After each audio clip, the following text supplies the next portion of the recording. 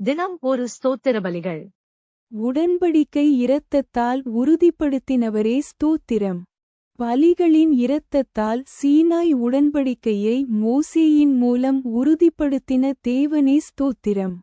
மோசே கர்த்தருடைய வார்த்தைகளை எல்லாம் எழுதி வைத்து அதிகாலமே எழுந்து மலையின் அடியில் ஒரு பலிபீடத்தைக் கட்டி இஸ்ரவேலுடைய 12 கோத்திரங்களுடைய இலக்கத்தின்படியே 12 தூண்களை நிறுத்தினான்.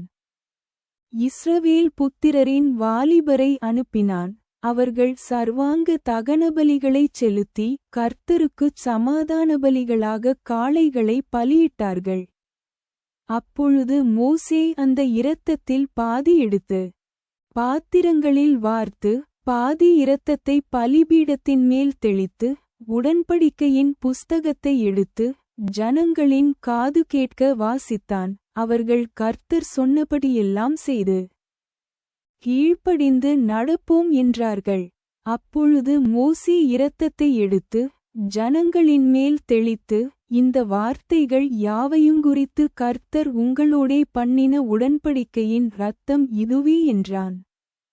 யாத்திராகமம் 24:4-8 வரை.